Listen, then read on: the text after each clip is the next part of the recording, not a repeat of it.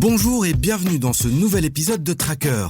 Je suis Salim Nesba et je vous souhaite la bienvenue dans le podcast Bourse du journal L'Écho. Cette semaine, le thème central de notre émission, c'est la finance durable. Avec le retour du président américain Donald Trump, de grands gestionnaires d'actifs remettent en question leur stratégie de verdurisation de la finance.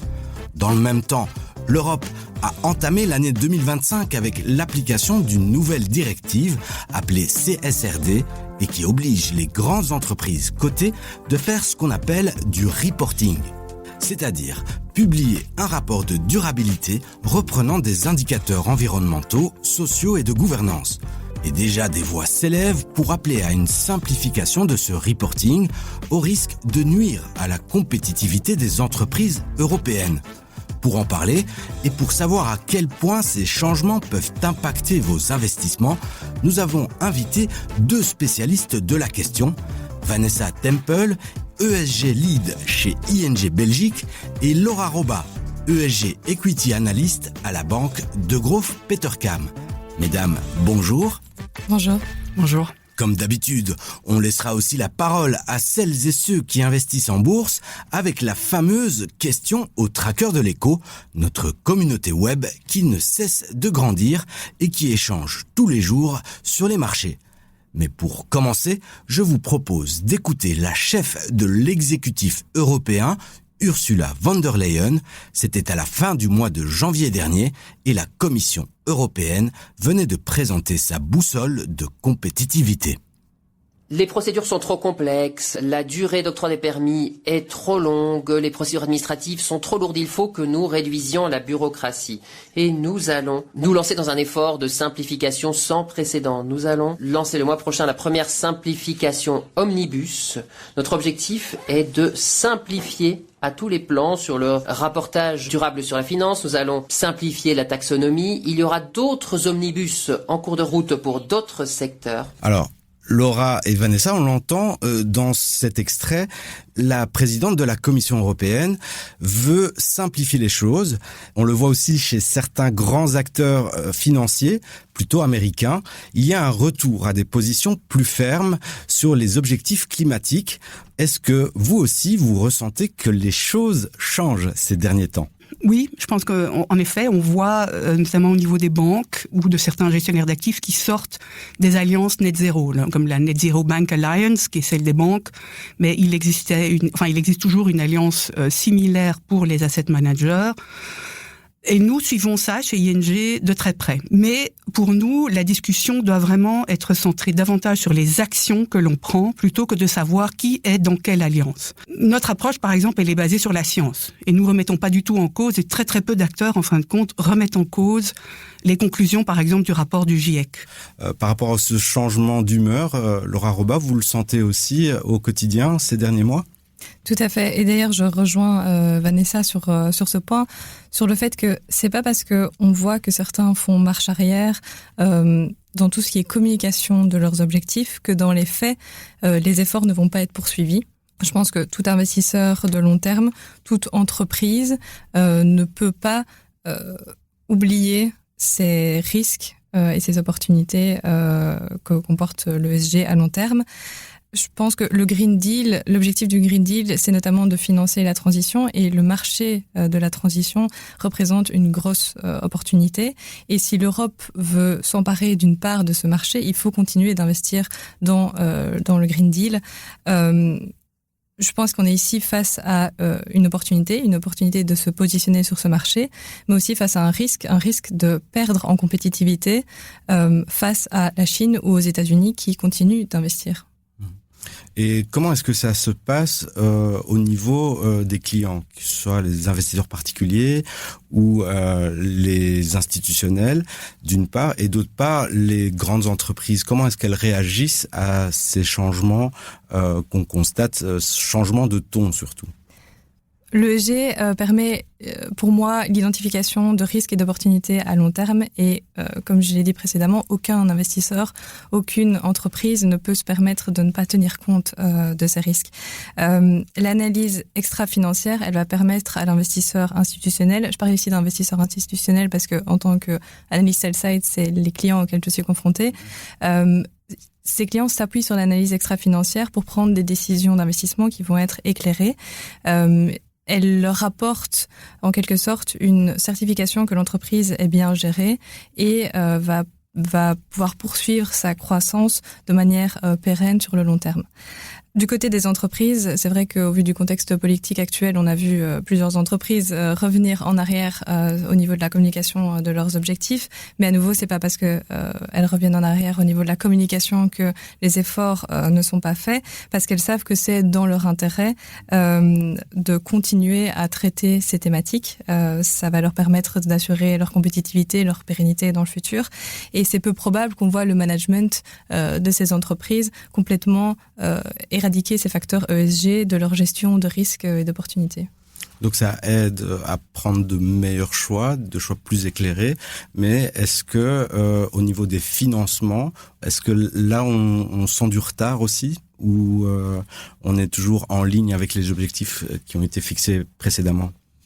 Alors, vu que déjà le gouvernement américain a rétropédalé sur un certain nombre de subsides, notamment il y avait une enveloppe pour des infrastructures durables de 300 milliards de dollars qui a été annulée par le nouveau gouvernement de Donald Trump. Donc forcément, avec moins de subsides, il y a un certain nombre d'acteurs économiques, industriels dans l'énergie qui vont probablement réduire la voilure et les investissements dans ce domaine. Et donc pour les acteurs financiers, ça présente aussi, parce qu'en général, il y a des investissements de type public, mais il y a aussi des investissements de type privé, que ce soit par des fonds, par des banques ou par d'autres acteurs financiers. Donc forcément, s'il y a moins d'opportunités dans cette région-là en particulier, on s'attend potentiellement à une réduction des volumes de financement durable au niveau de l'Europe et du reste du monde, notamment Asie-Pacifique. Nous sommes encore relativement optimistes. Maintenant, il faut écouter le feedback du marché. C'est important. Ces questions de compétitivité sont tout aussi importantes. Il y a un nouveau concept dont on parle beaucoup, un concept récent qui est la robustesse d'une entreprise. La capacité à générer durablement de la valeur. Une capacité à s'adapter aux changements de l'environnement, aux crises, aux perturbations du marché. Et Dieu sait qu'il y en a, et qu'il y en a eu ces dernières années. Donc, il faut écouter ce besoin peut-être de simplification des régulations, peut-être un certain ralentissement, de réduire la vitesse de mise en place.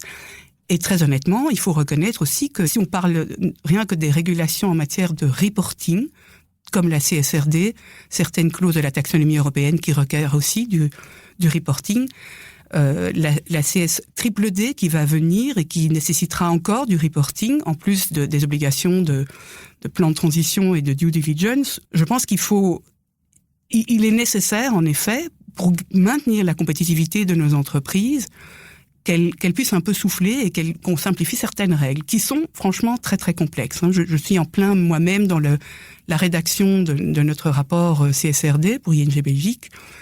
Je suis d'accord que c'est très complexe. Et alors 2025, c'était une date qui a été posée il y a très longtemps. On n'imaginait peut-être pas le contexte actuel, le contexte politique actuel, la méfiance sur certaines thématiques sur lesquelles il y avait un certain consensus politique.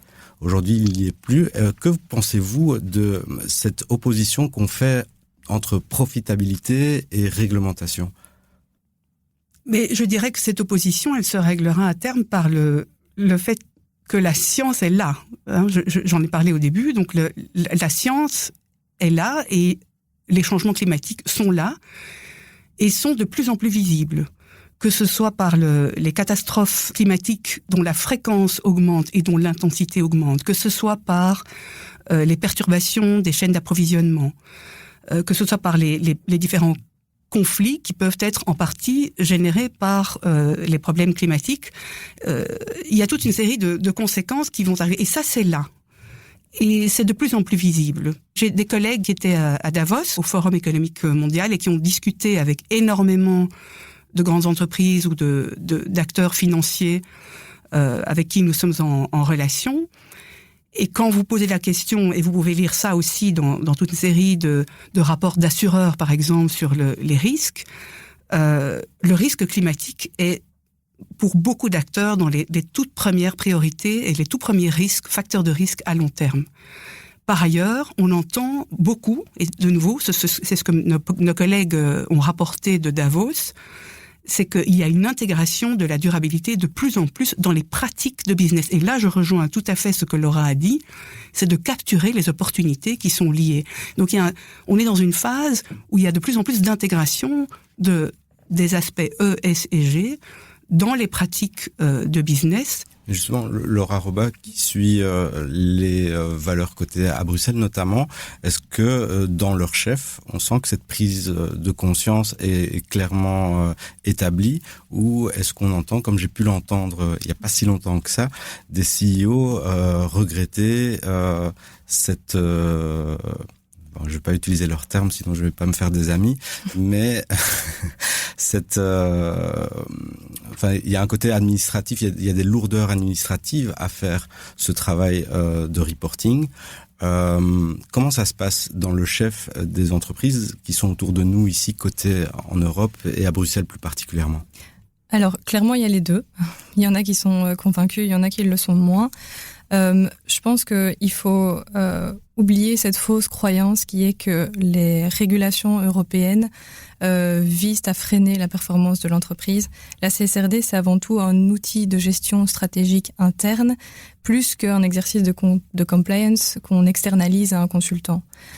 Les critiques à l'encontre de la CSRD sont légitimes, dans le sens où c'est vrai que c'est un énorme travail pour les entreprises, mais il faut pas faire l'amalgame entre les difficultés qu'elle représente et son objectif global. Pour moi, la solution, c'est d'aider ces entreprises à s'aligner avec ces objectifs de reporting, mais c'est pas de remettre en question l'objectif de la CSRD qui, in fine, est de préparer ces entreprises au long terme, comme l'a dit Vanessa, à la robustesse de ces entreprises.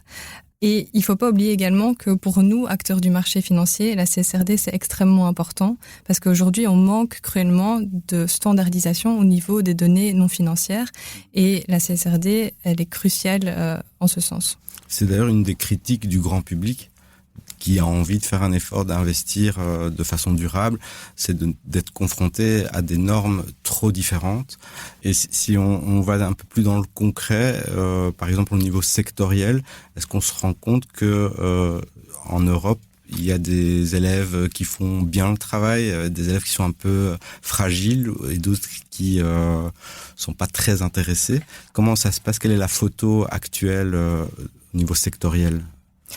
Ce qu'on voit, c'est que le secteur de l'immobilier et le secteur industriel sont assez avancés, ce qui résulte en fait du fait que ce sont deux secteurs qui sont des gros contributeurs au changement climatique et donc des secteurs qui ont été régulés au niveau environnemental déjà depuis plusieurs années et donc ce sont des secteurs qui sont assez avancés en général au niveau de leur stratégie ESG.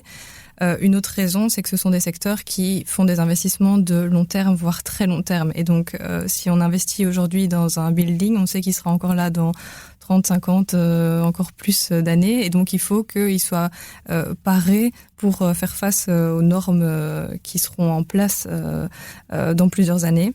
Après, à côté de ça, on a des secteurs qui, effectivement, sont un peu moins près. Je pense, par exemple, au secteur de la santé, chez qui c'est pas encore nécessairement une priorité. Mmh. Et toujours au niveau sectoriel, où est-ce qu'il y a le besoin de plus de financement et de se focaliser plus sur les objectifs climatiques? D'une façon générale, quel que soit le secteur ou la taille des entreprises, il y a toujours des leaders et il y a toujours des gens ou des acteurs qui sont plus lents ou qui refusent ou qui n'investissent pas. Il y a des secteurs qui sont poussés par la régulation et un autre secteur, je dirais, par rapport à ce que Laura a dit, c'est notamment le secteur financier qui est extrêmement régulé et qui a une obligation non seulement de reporting en matière ESG, et ça c'est pour tous les secteurs, mais aussi une obligation d'intégrer les facteurs ESG dans la gestion des risques. Donc c'est notamment le cas pour les banques et pour les assurances.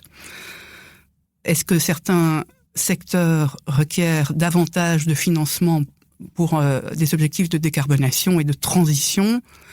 Mais ce sont évidemment les secteurs les plus carbonés. Alors évidemment, il y a ceux que Laura vient de citer, à savoir l'immobilier, que ce soit résidentiel ou non. Il y a le secteur de l'énergie dans toute sa chaîne de valeur, le secteur de l'automobile, le secteur de l'acier, le secteur de l'aluminium, le secteur de l'alimentaire et de l'agriculture. Donc nous commençons par les secteurs hautement carbonés. Pour terminer cette discussion sur ce changement de ton qu'on ressent, on est quand même d'accord pour dire que oui à la simplification, mais non à la dérégulation totale, vu tous les efforts qu'on a déjà consentis ici en Europe. La dérégulation à outrance a déjà montré ses effets terriblement néfastes. Beaucoup d'entre nous se souviennent de la crise bancaire de 2008, qui a été catastrophique pour énormément d'acteurs économiques ou même de particuliers. Et donc ça, c'est un danger que j'espère nous allons à tout prix éviter. Cela m'étonnerait que ça revienne en Europe. Et j'espère de tout cœur que ça n'arrivera pas en Amérique. Et dans cet effort de simplification, est-ce que vous avez des exemples de choses qu'on pourrait faire plus simplement ? Tout à l'heure, on avait parlé d'unicité de normes. Alors, je dirais dans une optique d'efficacité des mesures, il y a probablement un effort à faire au niveau de la taxation, mais de nouveau avec la bonne vitesse d'implémentation, de mise en place, donc et tenant compte toujours, et ça c'est important dans la durabilité, c'est le concept de proportionnalité. Donc les plus grands acteurs ont plus de ressources pour intégrer les nouvelles mesures que les petits acteurs, donc les PME notamment, les entrepreneurs. Mais outre la taxation, il y a aussi tout ce qui est subside. Donc je pense que ça c'est aussi quelque chose à revoir au niveau des différents gouvernements, au niveau aussi de l'Europe, de ce point de vue-là.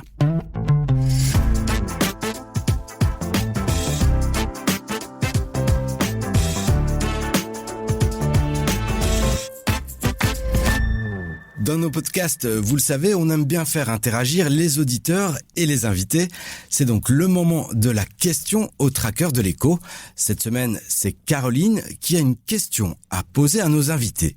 On l'écoute. Alors, la durabilité, c'est un élément essentiel pour moi. Aujourd'hui, quand on analyse un actif durable, on analyse sa qualité financière et sa qualité extra-financière. Ce sont deux analyses qui se superposent. Or, la durabilité, les caractéristiques ESG, c'est vraiment quelque chose qui est immatériel et qui n'est pas encore assez analysé en termes d'impact financier. Donc, en gros, quelle est la latence environnementale qui pèse sur un actif boursier?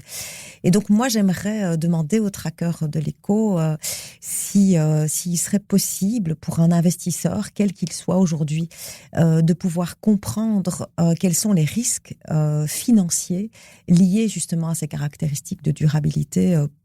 Donc, quand on investit dans un actif, quel est aujourd'hui le risque financier lié à l'exposition environnementale, par exemple, de cet actif, qu'il se soit une action, une obligation. L'exemple, c'est typiquement une entreprise qui n'est pas alignée sur les exigences en matière de neutralité carbone. Qu'est-ce que ça lui coûte et quels sont les risques aujourd'hui? Voilà. Alors, Laura, Vanessa, qui veut répondre? Quels sont les risques? Alors, je pense que les risques financiers, ils émanent premièrement, pour une entreprise européenne, des sanctions financières potentielles si l'entreprise ne s'aligne pas avec la régulation. Deuxièmement, il y a ce qu'on appelle les actifs irrécupérables, qui sont des actifs dont la valeur va diminuer au cours du temps suite à l'évolution des normes environnementales. Et donc, ces actifs deviennent obsolètes. C'est une perte pour l'entreprise. Il y a également le fait qu'une entreprise qui consomme moins d'énergie va fatalement, sur le long terme, bénéficier d'un point de vue financier par rapport à ses concurrents. Il y a également un aspect business to business, dans le sens où il y a plusieurs entreprises qui se sont fixées des objectifs de net zéro. Et en tant que fournisseur, vous faites partie de leur scope 3 et donc ces entreprises vont naturellement se diriger vers des fournisseurs qui s'alignent avec leurs objectifs. Il y a également un aspect qu'il ne faut pas négliger qui est l'accès au capital parce que les investisseurs institutionnels en Europe, ils sont également soumis à des régulations qui leur imposent une certaine transparence sur la façon dont ils intègrent l'ESG dans leurs décisions d'investissement. Et donc on voit de plus en plus d'acteurs qui ne peuvent pas investir dans des entreprises si elles ne satisfont pas un certain niveau de performance ESG. Et enfin, je pense que la compétitivité d'une entreprise, elle passe aussi par sa capacité à attirer et à retenir ses talents. Et ça joue également sur sa performance financière. Pour compléter ce que Laura a dit, et Laura a pas mal expliqué les risques de transition liés à la décarbonation de l'économie, qui sont essentiellement liés à des changements de politique, des changements de technologie, des changements des préférences des consommateurs. Mais il y a aussi les risques de type physique qui peuvent être liés à des changements climatiques, soit permanents, comme l'augmentation des niveaux de la mer ou les changements fondamentaux du climat. Il fait plus sec ou il fait plus chaud, et aussi tout ce qui est plus lié à des événements, des catastrophes climatiques. Donc ça, c'est à voir aussi, c'est estimer les risques d'une société qui serait plus qu'une autre exposée à ce genre de caractéristiques plus physiques de l'environnement. Ou dans un autre ordre, une entreprise qui est fort dépendante de l'eau, qui a besoin d'eau, que ce soit dans l'agriculture, dans le secteur minier, dans le secteur textile. Et ce qui est important de comprendre aussi pour la compréhension des risques, c'est quels sont les facteurs de transmission. Je vais prendre un exemple concret pour essayer d'expliquer ce que c'est que les facteurs de transmission du risque. Par exemple, un risque de transition serait d'introduire une taxe carbone. On va prendre un exemple tout simple, 150 € la tonne de carbone, par exemple. Donc c'est un nouveau coût pour une entreprise. Est-ce que ce coût peut être répercuté sur les clients de l'entreprise, oui ou non, ou en partie?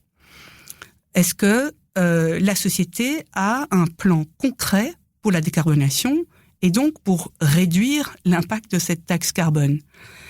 Et donc, en fonction de ces analyses, quel est l'impact sur le cash flow de la société qui, lui, va avoir un impact éventuellement sur le dividende, qui est important pour un investisseur, ou s'il n'y a pas de dividende, sur la capacité de réinvestissement de cette société et donc sur la valorisation de la société, qui est de nouveau un élément important pour un investisseur. Donc ça, ce sont comment est-ce que la taxe carbone, en fin de compte, se traduit par un risque financier pour l'investisseur. Donc ça, c'est les facteurs de transmission des risques. Et donc, on l'entend, d'une question naissent plein d'autres questions. Si vous avez envie de répondre à la question de Caroline ou à ce qui a été dit dans cette émission, écrivez-nous à l'adresse podcast@leco.be ou rejoignez notre groupe sur Facebook, les Traqueurs de l'Éco. D'ailleurs, j'ai une ultime question à poser à nos deux invités. Vanessa Temple et Laura Roba, avez-vous des sources publiques, anglophones ou francophones, que vous pouvez partager avec nos auditeurs, principalement des investisseurs particuliers, pour les informer de façon précise sur la thématique de la finance durable? Alors moi j'aime bien la newsletter du Responsible Investors, donc c'est une newsletter en anglais. Sinon il y a aussi la newsletter du Institute for Climate Economics, qui elle peut être reçue en français et en anglais. Et Vanessa? Je conseillerais un certain nombre de publications aussi au niveau belge. Il y a notamment un white paper qui a été publié par la FEB, la Fédération des entreprises belges, qui s'appelle La finance durable, auquel j'ai contribué. Sur le site de la FSMA aussi, il y a tout un volet sur la finance durable et notamment des mises à jour sur les différentes régulations et leur impact, et c'est pas mal. Je pense qu'on va vivre des périodes intéressantes de ce point de vue-là aussi. On est donc début 2025. Les premières entreprises qui doivent publier des rapports CSRD, c'est maintenant. Donc c'est sur l'exercice 2024. Donc la publication se fait généralement sur les premiers ou deuxièmes trimestres 2025. Et je suis pratiquement certaine que des analystes equity vont les lire et dégager certaines tendances, notamment sectorielles, sur quels sont les impacts, les risques et les opportunités qui sont publiés par les différentes entreprises. Donc je pense que ça va être intéressant à suivre. Merci Laura Roba et Vanessa Temple pour votre participation à Tracker, le podcast Bourse de l'Éco. Nous, on se retrouve la semaine prochaine avec un nouveau témoignage.